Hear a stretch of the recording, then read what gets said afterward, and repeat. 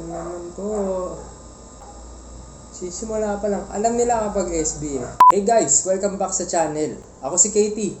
Hindi ako reactor. Nautusan lang. Hello, Katie. Hi, welcome back! Today, manonood tayo ng music video ng SB19 na pinamagatang Hanggang sa Huli. At kahit ba ang mundo ay... Exciting. Grabe, tagal ko nawala. Na-miss nyo ba ako? Kayo kasi di ko na-miss. Maraming salamat ulit sa suporta ninyo sa channel na to. Alam ko matagal akong nawala. Sinubukan ko mag-shoot nung holiday season pero hindi nag-cooperate yung kapaligiran ko. Hey guys! Welcome back sa chat.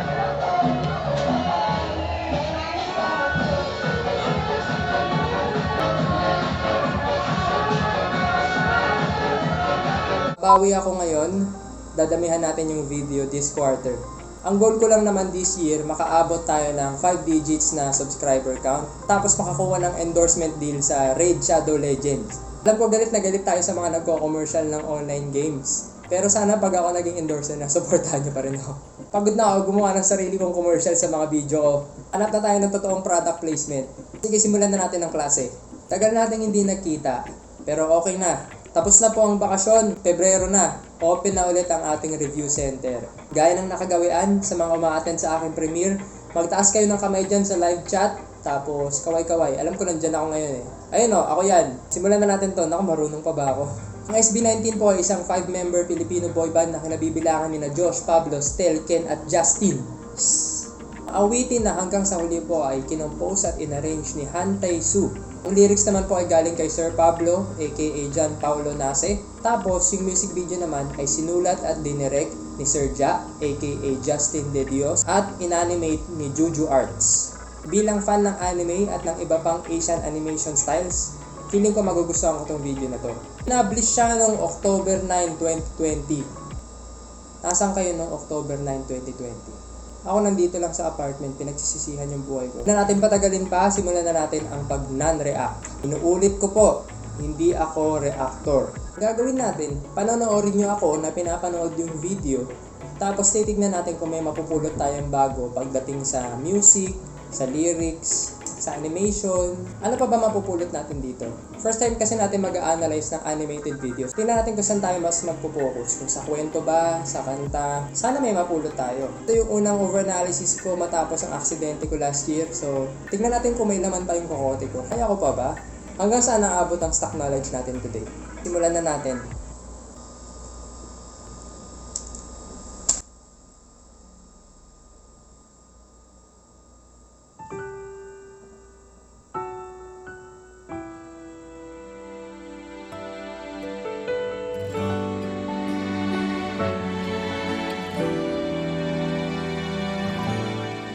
Sa ating puso'y nag-iisa, mayroong himig na kumakatok sa pinto ng aking alaala.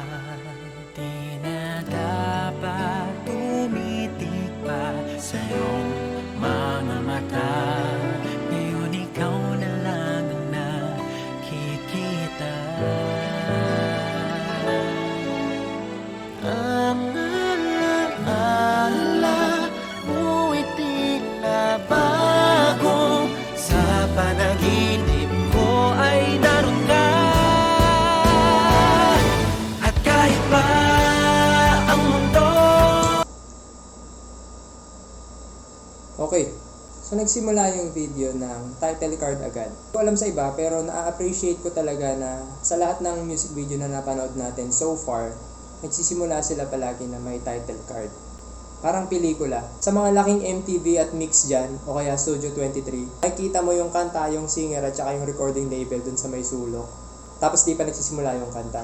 Hindi na kasi tayo madalas nanonood sa TV. Nanonood tayo ng music video on demand sa mga streaming site, di ba? Sa isip ko, ba't hindi nilang gawing cinematic experience palagi? Para level up yung quality. So maganda to. Nakita mo yung mga salitang Hanggang sa Uli, which is yung title, tapos naka-cursive font. Medyo heartfelt, dramatic yung vibes. Tipong K-drama o kaya drama-rama sa hapon. Makakakita tayo ng mga establishing shot ng sky, tapos linya ng kuryente. So malaki ang tsansa na nasa Pilipinas tayo ngayon. Tapos may makikita tayong swing set sa loob ng park, tapos may background na bukid. So feeling ko malayo tayo sa syudad. Wala na akong nakikita ang ganyang kaganda na scenery sa Maynila eh. So feeling ko nasa probinsya tayo. Tapos pupunta tayo sa shot sa corridor ng SB National High School. Tapos may makikita ka dyan na product placement ng Department of Energy at saka Department of Education na logo. Medyo may idea na agad tayo ng setting. Alam natin na yung eksena na to ay katapusan na ng school year na 2009-2010. Batchmate ko ba sila? Alam natin na papalapit na yung finals, may mga nag-aalok ng summer job. Alam natin na mayroong math quiz bee. Alam natin na yung 18 international school ay open na for scholarship applicants. Alam din natin na may mga bully sa school. Tag nyo sa baba yung mga bully nyo. Joke. Gusto ko yung animation style na mayroong mga objects na out of focus dun sa frame. Gusto ko rin na kahit yung video mismo tumatakbo ng around 30 frames per second. May mga karakter na gumagalaw sa standard animation frame rate which is 12 or 24. Kasi makikita mo na utal-utal yung galaw nila. Parang binibigyan mo ng impression yung manonood na kahit digital yung pagkakagawa, parang mayroong feeling na hand-drawn. Tapos may makikita kang shot ng mga spray can, isang deep red, tapos isang purple. Tapos dalawa na hindi pa natin alam kung anong kulay. Sila ay nakalapag sa pader na may art or graffiti. Sunod naman ay isang shot ng bedroom desk. Makikita mo na meron siyang kape na may logo ng heart. Meron siyang cassette player at headphones. Merong music book. Tapos may naka-frame na litrato ng babae. Medyo bata pa yung nasa picture, so I'm assuming kapatid na babae or ex-girlfriend. Tapos yung higaan tsaka unan nasa background. Tapos huling establishing shot natin bago mag-start yung verse is yung labas ng So Brute Cafe. Wala akong alam sa SB19 Cinematic Universe noong taong 2020. So baka hindi ko makatch yung mga Easter eggs. Huliin ko na lang kung ano yung kaya ko, ha? Makikita sa signboard na yung special daw ay strawberry. Basta may strawberry. Tanong nyo na lang si Sir Juju Arts. Tapos ang nakita ko sa animation style niya is parang meron siyang isang malaking frame nung artwork or nung painting. Minamanipulate niya lang yung camera, zinuzoom niya or pinapan. Tapos may mga elemento lang na nag-animate doon. Dito gawin kung graphics artist ka, tapos magaling ka talaga mag-drawing. Tapos gusto mo mapadali yung trabaho mo, hindi ka na magpe-paint frame by frame. Yung mga still images, ilagay mo lang sa background. Tapos yung mga elemento na gusto mong gumalaw, sila lang yung pagagalawin mo. Gusto ko din yung may lens flare. Grabe attention to detail ah. Touch yung meron kang shot ng salamin, tapos makikita mo yung reflection ng nasa kapila. Tapos dahil nga animated, syempre walang camera. Pero di mo kailangan mag-edit out. Ang ganda lang. So gusto ko kasi yung mga shot na may reflection pabalik dun sa audience, pero hindi sila nakikita dun sa point of view. Papasok tayo sa loob ng cafe, tapos may shot ng kape na nagbo-brew. Tapos shot ng isang table na merong centerpiece na bulaklak. Tapos merong letter na nakalagay, "Hi, I know it's your favorite spot. Have a nice day." Dalawa lang yun. Kung alam mo na favorite spot yun ng tao binibigyan mo ng liham, either empleyado ka doon or stalker ka. Ang nakalagay na petsa dun sa liham ay 4/16/34. April 16, 2034. Hindi ko sure kung typo yan. Tignan na lang natin mamaya, baka importante. The next frame naman ay yung barista, which is ina-assume ko si Sir Stel kasi siya yung kumakanta dito sa verse na to. Pinilig siya nung dumating yung customer na gusto niya. Transition mula dun sa kape na sinerve ng barista papunta sa kape na nasa loob ng bedroom. Tapos may makikita tayong mas malawak na shot ng bedroom ng karakter na feeling ko si Sir Pablo kasi siya yung kumakanta. Pinakita na yung buong pamagat ng libro na meron siya. Ito ay Dear Music by Elisha Snow. Tapos merong subtitle na How Music Can Transform the Way We Live and Love. Kita niyo sa gilid na merong basurahan na punong-puno ng crumpled white paper. Iniisip ko kung nagsusulat ba siya ng liham o baka nagsusulat ng kanta. Obvious naman, songwriter siya dito. Tapos shot ng bintana at kurtina. Tapos may kalendaryo pero ang petsa ay 2019. Computer monitor na nakapatay, tapos may mga libro na nasa gilid. Pansinin nyo kung paano mag-animate yung kortina. Naka 30 frames siya dito. Hindi siya traditional animation style, so para siya ditong, alam nyo yung mga live wallpaper, ganun. Yung mga moving background, ganun yung peg. Pangatlong petsa na ito na nakita natin so far. Meron tayong classroom na nakaset sa 2009, meron tayong coffee shop na nakaset sa 2034. Tapos ngayon naman, meron tayong tao na nasa loob ng kwarto na ang setting niya ay 2019. Okay, feeling ko may meaning nga. Tapos napansin nyo kung paano minom ng kape si Sir Pablo. 2 daliri lang yung gamit niya. Kasi nga, sheesh, pre. Kasi hindi kasya pag 3 o 4, kayo naman. Kaya naka-traditional style yung animation, yun ang ibig ko sabihin. Kasi makikita mo utal-utal din yung galaw. Hindi ko sure kung 12 o 24 frames yung ginagamit dito, pero ramdam mo naman na uutal-utal yung galaw eh. Kaya ganun yung animation style.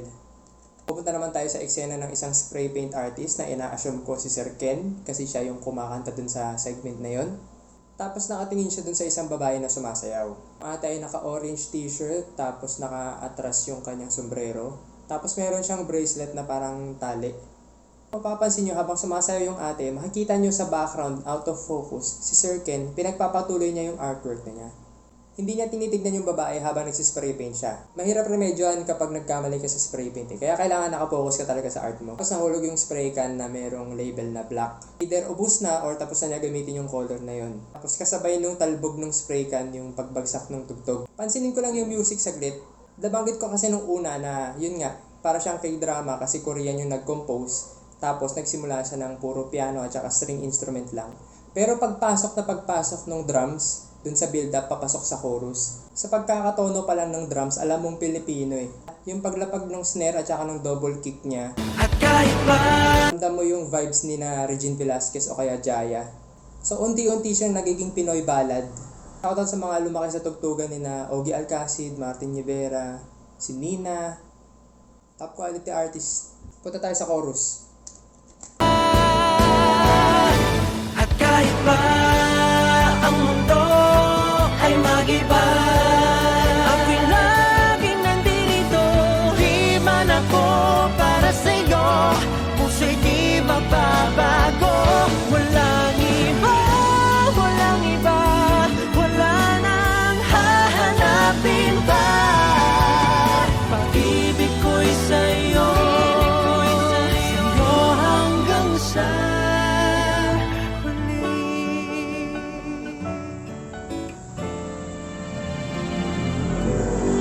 Siguro nga'y Okay.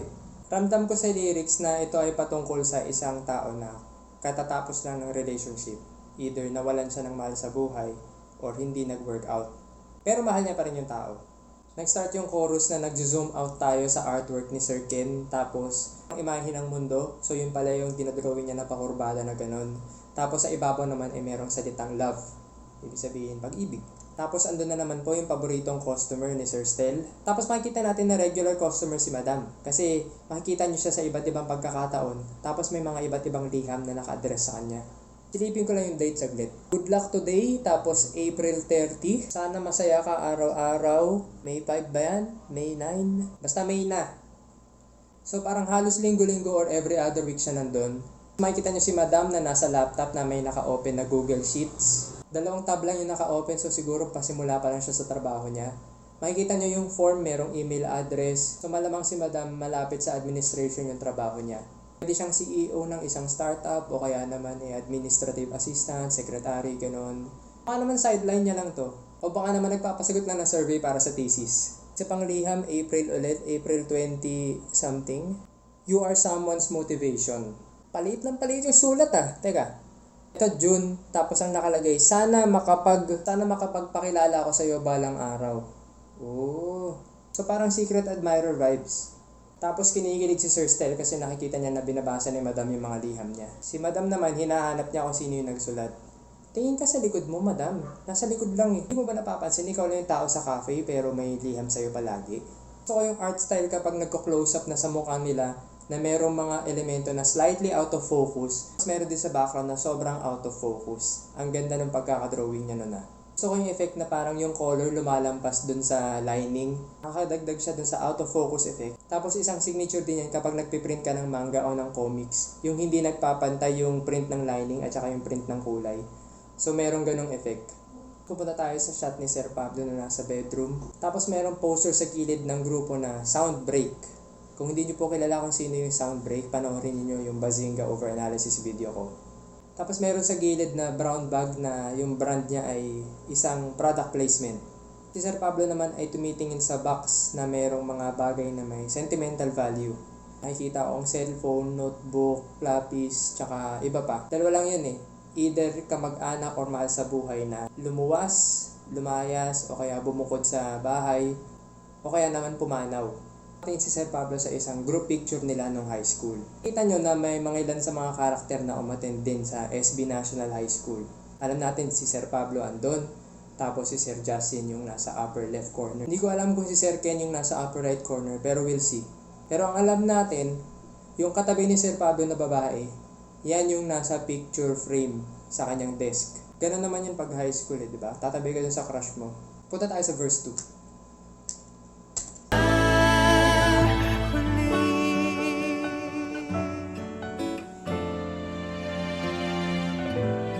Siguro nga'y nararapat lang ika'y limutin na pag-ibig ko'y isang hangin na di mo madarama. Di na dapat tumitig pa sa'yo mga mata, pagkat ikaw pa rin ang nakikita. Tanging pag-asa ko'y biglang naglaho, ngunit pag-ibig ko'y di nawala. At kahit ba Ganda nung art style. Ganda rin nung kanta. Galing nung banda. Nakakamiss magbanda. Shoutout sa mga nagbanda dyan nung high school. Nag-start yung second verse sa isang transition mula dun sa tinitignan na litrato ni Sir Pablo papunta dun sa flashback sa araw na tinake nila yung photo na yon gamit yung cellphone. Nag-jump back tayo ng 10 years ago. Kita ninyo, lumang cellphone pa yung gamit niya. Tapos, ang brand ay Fusong. Kasi nga Samsung. Galing ah. Sino nakaranas sa inyo yung pupunta ka pa sa mall para lang magbigay ng USB sa Fujifilm tapos sila yung magpapaprint ng litrato niyo sa photo paper? Diba? Hassle eh. Grabe high school. Tapos pupunta tayo sa isang eksena na si Sir Justin ay nagsusulat ng kanyang love letter para dun sa ating gusto niya.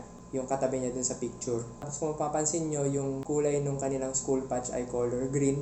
Kasi nga green yung color nila before. Naalala ko diba? Tapos nakalagay sa logo, SB National High School. Tapos merong torch at saka libro. Which is standard logo kapag nasa high school. Tapos na-establish siya nung taong 1819 or 1919. Kung ano man yun, basta ako, alam ko na ngayon kung bakit importante yung number na 18 at 19. Makikita dito na magaling mag-sketch si Sir Justin. Kasi nag-drawing pa siya ng imahe ni ate na naka-side view. Ibig sabihin yun yung nakikita niya araw-araw dahil katabi niya yung crush niya. Tapos kaliwete siya, which is a good thing para sa atin kasi nakikita natin yung sinusulat niya na liham. Sabi niya, "Hi Ali, sorry kung hindi ko masabi sa iyo ng personal pero dahil patapos na ang junior year natin at alam ko na pinapangarap mong makapag-aral sa dream school mo. Sana pag blank hindi magbago ang desisyon blank." Feeling ko sinasabi niya dyan, may lihim akong pagtingin sa iyo. Ang nakalagay na petsa ay March 20, 2009. Kung sinusundan natin yung lumang education system, ibig sabihin patapos na yung school year nila. Malapit na silang mag-senior high. Kung ang ina-applyan ni Ali is yung international school, malamang sa malamang, magta-transfer na siya doon for senior year, hindi na siya makikita ni Sir Justin. So, kailangan na niya talaga umamin ngayon. Pero yun nga, nahihiya siya. So, kaya isusulat niya na lang muna. Tignan niyo maigi yung periodic table sa likuran. Hindi yan accurate. Yung mga nasa atomic number 110 pataas, wala pang pangalan yun nung 2009. Lalo na pag bumili kayo ng mga local na periodic table, wala pa yun. Makikita nyo, UUN, UUU, UUB, yung mga Unillium, Ununium, Ununbium, ganon. Kasi hindi pa napapublish yung mga elemento na yun sa periodic table. Naalala ko may lumang periodic table ako dito eh. Ibig sabihin, sobrang advanced nitong SB National High School ah. Hindi ko alam bakit ilipat pa siya ng international. Punta tayo sa shot na silang anim na nasa group picture ay naglalakad sa may tulay. Kung titignan nyo sa likod, magkatabi na si Sir Pablo at saka yung girl na gusto niya. Tapos suot-suot niya yung brown bag na nasa kwarto niya dun sa flash forward kanina. Si Sir Justin naman on the other hand, nauuna siya sa paglalakad kasi ayaw niya makita si Ali. Baka kiligin siya kapag nakita niya yung muka. Pansinin niyo rin na yung mga lalaki naka one strap kapag nagbibitbit ng backpack. Ginagawa nila yun para mukha silang astig sa babae. Bilang si Sir Justin, tignan niyo si Sir Pablo, isang strap lang din yung gamit niya sa backpack niya. Kasi katabi niya yung crush niya eh. Transition sa bus stop, kita kayong product placement ng Burger Wok B. Bigger and tastier, 99 pesos only. Nagkakuha ako order ng Grab. Kain tayo. 99 pesos burger at drink lang? Anong taon to? Anyway, matatakpan naman ito ng bus na titigil sa harapan ng bus stop. Tapos, ito ay galing sa kumpanya na SB Transit. Usually, ang protocol nakalagay dapat yung plaka sa gilid ng bus Sana hindi kolorom yung nasakyan niya. Gusto ko rin na nakikita yung reflection ng mga puno dun sa bintana. Tapos makikita natin yung character ni Sir Josh. Kompleto na, no? Siya yung huling karakter. Tapos makikita mo na nakasuot siya ng magarang damit, naka red polo at saka black suit. Tapos nakatingin siya sa playground. Yung playground sa establishing shot natin ng intro. Tapos nagre-reminisce siya ng mga panahon kasama yung kanyang childhood friend. So siya pala yung may kalaro dito sa playground na to. Babalik tayo sa cafe, tapos makikita natin si Sir Ken na umu-order kay Sir Stel. Tapos ang unang umagaw ng pansin sa kanya is yung babae na may ka-holding hands na ibang babae. Malamang gusto niya rin siguro umamin kay ate girl na nakasombrero, pero may ibang gusto. Nabigo din siya. Lakad na lang, kunyari wala nangyari. Magpigil ka na lang ng damdamin. Second chorus. At kahit ba ang mundo ay mag-iba, ako'y laging nandito. Himan ako para sa'yo, puso'y di magbabago. Walang iba, walang iba, wala nang hahanapin pa. Pag-ibig ko'y sa'yo, sa'yo hanggang sa huli. Kung pinagtagpo, tayong dalawa'y para sa isa't isa. At nasabi ko ang lahat noon ay may mababago ba sa aking bawat paghinga. Dalangin mapapiling ka. At kung ito na ang huli, nais kong malaman mo na.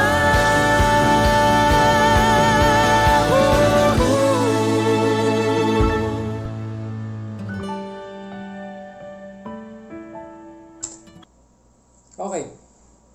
Shot na naglalakad si Sir Josh dun sa playground. Appreciate mo ulit dito yung husay ng pagka-drawing ni Sir Juju Arts. Kitang-kita mo yung mga out of focus sa foreground, yung subject sa middle ground, tapos yung mga bagay sa background at saka far background na nag-iiba ng coloring at saka focus level. Yan yung maigi yung playground, lalo na yung mga bars. So gumamit siya dito ng isang 3D object graphics engine para i-program yung mga detalye sa likod. Kita mo na habang gumagalaw yung camera, nag-shift din yung point of view dun sa mga 3D objects. Makikita mo yung depth of field nila. Bonus na lang yung makikita mo yung aninag ng araw dun sa puno sa likod. Tapos makakita tayo ng shot ni Sir Pablo na umiiyak, tapos nagdadabog habang tinitignan yung litrato nila nung high school. Yun pa rin yung hula ko, yung girlfriend niya either umalis or nag-break sila or pumanaw na. Tapos makikita natin si Sir Josh na lumalapit dun sa puno, dun sa playground na merong nakaukit na Josh and Athena forever. Ibig sabihin yung kalaro niya nung bata ay kanyang childhood sweetheart pala. Tapos, siguro nangako sila sa isa't isa na sila hanggang sa huli. Pero hindi nagkatotoo. Transition tayo papunta kay Ali na nakatanggap ng letter, tapos kita naman na masaya siya. Tapos natutuwa para sa kanya yung mga tropa niya. Si Sir Justin naman ay nag-aabang. Meron siyang hawak na notebook at bulaklak. Tapos kung makikita niyo sa background, pinag-aaralan nila yung patungkol sa independent at dependent clause. Sabi sa blackboard, yung pangungusap daw na Catherine believed ay isang halimbawa ng independent clause. Totoo po yan kasi kayang tumayo bilang isang kumpleto pangungusap yung sentence na Catherine believed. Yung eksena para sila mag-aaminan, di ba? Kasi may letter na hawak si Ali, tapos meron namang notebook at saka bulaklak na hawak si Sir Justin. We'll see. Okay, ngayon makikita na natin yung dahilan kung bakit umiiyak at nagdadabog si Sir Pablo. Ito pala ay dahil nagkaroon ng trahedya. So pumanaw na yung babaeng mahal niya. Makikita nyo rin sa sahig na nakakalat na merong liham, merong ID, merong patch, merong mini notebook, merong CD. Pero mag-focus tayo dun sa tabloid na S-Balita. Balita ng Pilipino. So alam natin na nireport ito noong April 10, 2015, which is 4 years ago from yung timeline ni Sir Pablo ngayon. Mababasa nyo dyan na umattend sila ng high school reunion pero nadisgrasya sila sa biyahe. Sabi may isang nasawi tapos may 4 na sugatan, so malamang nakakotse ang mga yan. Most likely, Yung babaeng mahal ni Sir Pablo, yung pumanaw.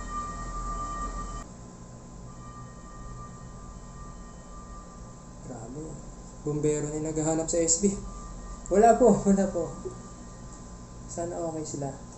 Transition papunta kay Sir Stel na yung mukha makikita mo, sa umpisa kinikilig siya, tapos naging shock, tapos naging malungkot. Malungkot siya kasi nakita niya yung girl na gusto niya, yung regular customer na laging umuupo dun sa favorite table, iniwanan niya ng liham, pero nilampasan yung table kasi may kasama siyang ibang lalaki. Tapos ang nakalagay sa liham, yun na mismo yung araw na magtatapat na si Sir Stel dun sa babae na gusto niya. Tapos ang petsa ay June 16, 2034, which is exactly 2 months after nung kanyang unang liham.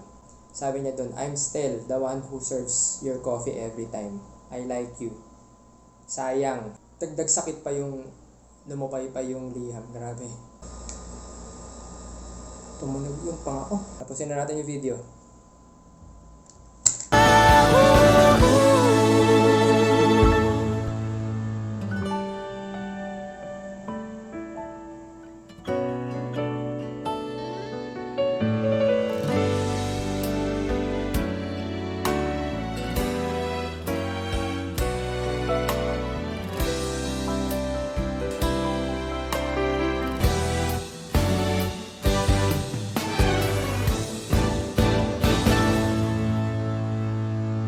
Mahal kita, mahal kita, mahal kita.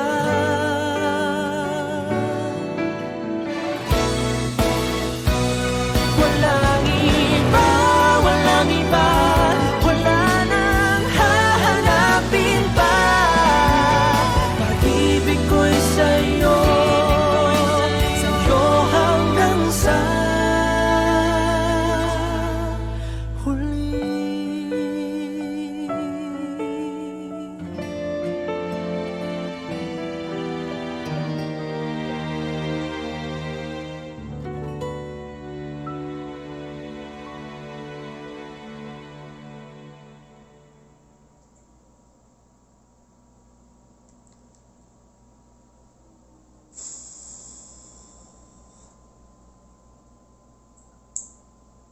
Ganda. Kakain muna ako habang pinaprocess ko. Teka lang. Punta tayo sa isang eksena na naglalakad si Sir Ken sa floodway. Tapos nasa likod niya si ate girl na gusto niya. Tapos merong nakatambay. Tapos alam mong delikado yung tambay kasi una sa lahat, suot-suot niya yung jacket sa leeg niya. Tapos yung t-shirt niya may bungo. Guys, kapag yung damit nila may bungo, kapag mayroong tato, alam mong masamang tao yung mga yan. Sigurado yan. Mas makikita kayong mga graffiti ng love. Tapos sa baba naman ay merong graffiti ng 18. Shout out sa 18 community. Sana may permit kayo dun sa artwork dun sa pader na yan. Ingat na lang, baka makasuhan tayo ng vandalism. Meron din graffiti ng King tsaka Zero. Tapos merong mga post no bills sa pader. So alam mong nasa Pilipinas talaga tayo. Buti na lang nandun si Sir Ken para iligtas si ate girl. Tapos di ko alam kung napansin ninyo, kanina suot ni Sir Josh yung kanyang string bracelet sa kanang kamay. Habang hinahaplos niya yung nakaukit sa puno. Tapos ngayon, hinubad na niya. Feeling ko gusto niyang iiwan dun sa bagong tumubo na bulaklak para i-let go na yung alaala ng kanyang childhood sweetheart. Pero bilang may batang babae na dumating, naisip niya ibigay na lang dun sa kanya yung bracelet. Punta naman tayo sa eksena ni Ali o Alyssa na binibigay yung kanyang acceptance letter kay Sir Justin. Pinapakita doon na nakapasok si Ali sa 18 International School. Tapos meron siyang full scholarship. Ibig sabihin, hindi na sila magiging magkaklase next year. Tapos alam niyo yung pinaka nakakilabot doon? Yung unang bigkas ng salitang mahal kita, hinulog niya yung bulaklak na iaabot niya dapat. Mahal kita. Sunod naman, makikita niyo si Sir Pablo na bumabiyahe na parang may pinupuntahan. Saan siya nakasakay? Sa bus. Aling bus? Yung SB Transit bus na sinasakyan din ni Sir Josh. Punta ulit tayo sa eksena sa coffee shop na si Sir Stel nag-serve ng 2 coffee dun sa ate girl na gusto niya pero may kasama na lalaki. Hindi ko alam kung nag-overtake lang ako dito. First time niya na mag-serve ng coffee dun sa girl na merong sugar on the side. Siguro respeto na lang sa lalaki. Pero dun sa laki ng tasa, feeling ko sapat na yung isang asukal dun eh. Bakit binigyan niya rin yung babae? Ibig sabihin, before, pinagtitimpla niya yung babae. Ngayon na meron ng lalaki para kay ate girl na gusto niya, pinaubayan na niya sa kanya yung pagtitimpla na parang, oh, ikaw na bahala. O siguro nagiging passive-aggressive pala siya, no? Sinasabi niya na, hindi, oh yan, may taga-timpla ka na eh. Joke lang. Di natin alam. Punta tayo sa eksena ni ate girl na nakasombrero na sumisigaw siguro ng thank you pamunta kay Sir Ken kasi sinave siya mula dun sa salbahing lalaki na nakabungo na t-shirt. Tapos, yung eksena naman ng batang babae na nagti-thank you din kay Sir Josh dahil binigyan siya ng libreng bracelet. Ako naman yung batang babae papunta sa kanyang nanay na surprise, meron ding bracelet sa kanang kamay. Tapos anong kulay ng damit ni Madam? Yung kulay ng damit nila nung naglalaro sila sa playground habang bata pa sila. Wala po SB dito! Anong kulay ng damit ni Madam? Yung kulay ng damit nila habang naglalaro sila sa playground nung bata pa sila. Siyempre nakita niya si Sir Josh, ang kanyang childhood sweetheart. Ngiti na lang siya. Second to the last scene, makikita niyo si Sir Justin na nagsimula na ng panibagong school year. Shout out DepEd, maraming salamat sa trabaho ninyo. Tapos merong empty desk na sinisignify na hindi na doon nag-aaral si Ali kasi nakapasok na nga siya sa international school. Tapos sinisignify din ito na ang sipag maglinis ng mga estudyante at staff sa SB National High School. Tingnan nyo ang linis ng sahig at saka ng desk. Walang vandalism kahit saan. Sa ating huling eksena, yung pinuntahan ni Sir Pablo. May mga kultura na ganito mag-alala ng mga yumaong kamag-anak. Ang kanilang mga litrato sa mga puno kasama mga bulaklak at iba pang decoration. So makikita ninyo yung isa ay In Loving Memory of Melinda Tonyo, 1977 to 2006. Meron ding In Loving Memory of Rosing Del Mundo from 1948 to 2010. Tapos makikita nyo si Sir Pablo na nakatingin sa isang puno. And surprise, si Sir Pablo po ay injured. So kasama siya dun sa mga malubhang nasugatan nung trahedya nung 2015. Kasi naka-wheelchair na siya. Ayun na siya nakatingin sa litrato ng kanyang pinakamamahal na si Constantine Hermosa. 1994 to 2015. Always loved, never forgotten, forever missed. Pansin nyo na sa lahat ng huling close-up shot dun sa 5 karakter natin, lahat sila nakangiti. Tatapos tayo sa shot ng langit na mayroong mga lumilipad na ibon. Tapos yung graffiti na ginawa ni Sir Ken. Merong love at yung mundo. Tapos yung logo ng heart na nasa taas ng love is same ng logo ng heart na nasa mug ni Sir Pablo. Ganda. Shoutout Burger Wakbi. Final thoughts. Excuse me. Magka-final thoughts pa ba ako dito? Guess naman na natin lahat yung message eh. Uunahin ko na yung arrangement ng kanta. Kasi napakaganda nung pagkakagawa. Yung bagsakan nung gitara, piano, bass, and drums. Sobrang Pilipino.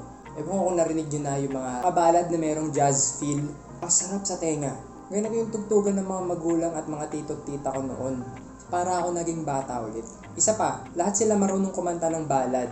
Gustong gusto ko yung mga part sa pre-chorus, yung biglang sasabay sila dun sa second part ng linya. Ewan ko na-catch nyo yung sa Angala. Tapos magbaback up sila dun sa second. Ipe-play ko na lang para maintindihan. Or tumitilawak na. Alauna pa lang. Sa lyrics at sa songwriting, wala akong masabi. Yung lyrics, yung salita at saka yung pagkakabigkas nila, parang yung dating niya ay medyo high class. Yung blending niya, gets na yun eh. Parang, oo, typical yun sa mga 90s boy band. Pero kapag pinares mo na siya dun sa arrangement ng tugtugan na gamit nila, parang yamanin na nakikinig sa live band sa yate. Alam mo yung ganong vibes? Pwede nga to pang kasal eh, kung hindi lang sawi yung lyrics. Pupunta na tayo dun sa tema ng kanta mismo. Sabi nga ni Alfred Lord Tennyson, it is better to have loved and lost than never to have loved at all. Kahit nasawi ka man o nabigo ka sa pag-ibig, ang mahalaga eh sinubukan mo, may natutunan ka, tapos yung buhay mo, yung personalidad mo, yung damdamin mo, nag-grow dahil dun sa experience na yon. Nakakita tayo dito ng 5 iba't ibang uri ng pagkakasawi sa pag-ibig. Una, yung barista na si Sir Stel na nagbi-build up ng courage na umamin dun sa babaeng gusto niya. Pero nung moment na kaya na niyang magtapat, meron na palang ibang lalaki. Biruin mo 2 months mahirap mag-build up ng courage ng 2 months lang. Nakakilala nga ako, kaklase nila mula first year hanggang 4th year high school pero hindi pa rin makaamin. Sumunod si Sir Pablo, high school sweetheart niya, na nabigo dahil nasawi yung kanyang partner. Yun, masakit kasi wala kang magagawa dun. Sobrang devastated niya, kitang-kita nyo naman eh. Pati ako kumikirot yung puso eh. Pangatlo, si graffiti master Sir Ken. Yung babaeng gusto niya, in a relationship na pala sa iba. Tapos hindi pala sila talo. Parang double whammy yun eh. Kasi una, meron na akong karelasyon na iba. Pero kapag hindi kami nag-workout, malabo pa rin tayo kasi hindi lalaki ang gusto ko. Pang-apat, ang ating student na si Sir Justin. Na-late lang din ng konti yung pagkaamin niya. Mahirap kasi mag-build up ng courage para magtapat sa minamahal mo eh. Lalo na high school. Pero sa kanya, junior year papuntang senior year. Kaso, biglang hindi niya na pala magiging classmate si Ali. Hindi niya na lang nirisk na magkaroon ng LDR at baka mahirapan pa sila lalo. Kasi kakaamin mo pa lang eh. Mag-work ba yung relationship ninyo na hindi pa nasusubukan tapos maghihiwalay agad kayo? Kaya kasi magpapalit yung dynamics eh. Mula bilang kaklase o matalik na kaibigan, bigla-bigla kayo magiging boyfriend at girlfriend. Tapos maghihiwalay kayo. Tapos pang-lima, si Sir Josh, na adult na, marami nang napagdaanan sa buhay, nagre-reminisce siya tungkol sa kanyang minahal nung bata pa sila. Tapos, what if pinursue niya pala? Ano kaya magiging future nila? Pero at the end of the day, masaya silang lima. Masaya sila na na-experience nila yung pagmamahal sa kanila personally. Na kahit yung minamahal nila, hindi na reciprocate yung feelings nila. Nag-grow naman sila as people. Hindi ko masabi kung nakaka-relate ako 100% sa kahit sino sa kanila. Pero, naiintindihan ko naman yung feeling ng regret. Alam ko kapag may pinagsisisihan ka dahil hindi mo nagawa, hindi mo na amin, hindi mo nasabi, tapos wala nang pagkakataon kasi yun na pala yung huling chance. Either dahil hindi na kayo magkikita ulit, wala nang oportunidad kasi magbabago na ng location or biglang may iba pala siyang gusto, hindi ka nakaamin nung single pa lang siya. Mahirap talaga yung mga ganun. So parang ang sakit tignan kapag pinanonood na parang, kung napaaga lang ng 1 week, parang ganun. Kung naglakas loob lang siya last year, parang ganun. Mga what ifs no? What if hindi sila pumunta ng reunion? What if nakipagkaibigan agad siya sa favorite customer niya nung second week pa lang? Alala ko tuloy nung una kong nakita yung misis ko nung grade 2. Magkalaban pa kami sa MTAP nun kaya hindi ko siya makausap. Pero nung naging magkaklase kami nung high school, hindi na niya pinalampas yung pagkakataon at umamin na siya agad sa akin. Siyempre, sinagot ko naman siya agad. Kasi ayoko nang mabuhay sa what if. Tingnan nyo ngayon, nagsushoot ako dito sa sala ng apartment namin na nakapatay yung electric fan habang siya natutulog ng mahimbing sa loob ng kwarto na naka-aircon. Yan ang tunay na pag-ibig. Isa pang tumatakbo sa isip ko yung pagkakakonect-connect nila sa timeline of events na at some point, na-meet nung isang member yung isa pang member nang hindi nila namamalayan. Una, si Sir Justin at si Sir Pablo magkaklase. Graduate sila ng high school, nagkaroon ng aksidente noong 2015, tapos nagkawatak-watak siguro yung friendship nila. Wala na tayong balita tungkol kay Sir Justin at that time, pero alam natin na si Sir Pablo ay nagluluksa. Nagluluksa siya up until yung death anniversary ni Constantine noong 2019. Tapos alam din natin na si Sir Pablo, babiyahe siya, pupunta siya dun sa puno ni Constantine, tapos dun sa biyahe, makakasakay niya sa bus si Sir Josh. Alam natin na si Sir Josh, mamimit niya yung anak ng kanyang childhood sweetheart noong taong 2019. Tapos merong string bracelet. Alala niyo kung sino pa yung may string bracelet. Noong taong 2034, yung customer ni Sir Stel na gusto ni Sir Ken, yung babaeng nakasombrero nakatalikod, 'di ba, meron din siyang bracelet. So malamang sa malamang, dun sa 15 years na nakalipas, yung batang babae na anak ng childhood sweetheart ni Sir Josh, siya na yung magiging crush ni Sir Ken na around 19 to 21 years old na siya by that time. Tapos alam natin na yun nga, si Sir Ken, yung crush niya, yung jowa ng crush niya, tapos yung favorite customer. Lahat sila pumupunta dun sa cafe ni Sir Stel. Tapos yung taon is 2034 kasi makikita natin sa mga liham dun sa kanyang favorite customer. Yung tawid mula 2019 papuntang 2034, yung bracelet lang yung nakatawid. Pero at one point in their lives, nag-connect yung mga buhay nilang 5 member. Sabihin hindi aksidente yung mga pecha. Wala, ang galing lang. Alam ko na ang nagsulat at nagdirect nito ay si Sir Justin. Saludo na lang sa sobrang ganda ng pagkaka-craft niya ng kwento. Hindi ko alam kung base yan sa personal experience ng mga members o mga kakilala nila o mahal sa buhay na nagkukwento sa kanila. Pero maganda lang na napagtagpi-tagpi niya yung mga hiwa-hiwalay na kwento, tas naka-form siya ng isang cohesive timeline. Pagbubulay-bulayan ko pa yung sequence of events kasi hindi ko alam kung accurate yung nabigay ko sa inyo na interpretation. Abangan nyo na lang sa mga future unplugged. Pero all in all, napakaganda. Itong kanta na ito para sa akin ay isang must hear kasi panibagong flavor na naman ng SB19 yung narinig ko eh. Ang ganda talaga. Parang gusto kong gamitin sa renewal of vows. Saludo Sir Justin, saludo Sir Pablo, saludo Sir Ken, Sir Josh, Sir Stel. Napakaganda ng mga boses ninyo. Saludo kay Sir Hantay Su. Ang ganda ng pagkakakompose ninyo. Tapos, grabe. Wala akong masabi. Ang ganda. Feeling ko may LSS ako dito, isang linggo. SB19 hanggang sa huli music video. Top quality content. So yun guys, sana nagustuhan ninyo yung ating analysis video today. Nakakapagod talaga mag-analysis ano. So baka magpahinga ulit ako mga 3 months. Tapos balik na lang ako next time. Ako na, nakakapagod mag-shoot, mag-edit. Hindi mo na ako ulit mag-shoot ng over analysis video. Pwera na lang syempre kung merong mag-utos ulit sa akin or mag-request, magbigay ng suggestion. Teka lang, may... Hello? Hey, what's up, pal? Miko, ikaw ba yan? Yeah, that's me. Hindi mo kilala? Hindi kita kita. Asan ka? Miko? Sige, wait lang. Okay. Oy! Si Miko! Yung kaibigan kong si Miko Del Rosario, visual effects artist pala ito eh. Oy, Miko! Napatawag ka? Wala lang, nakakamusta lang. Okay naman. Ito, kakatapos ko lang manood ng SB19 with. Bakit? SB, solid. Solid talaga sila. Galing, ganda. Top quality content. Wala lang, I just wanna ask, ba't di ka na nagpapakita sa Twitter?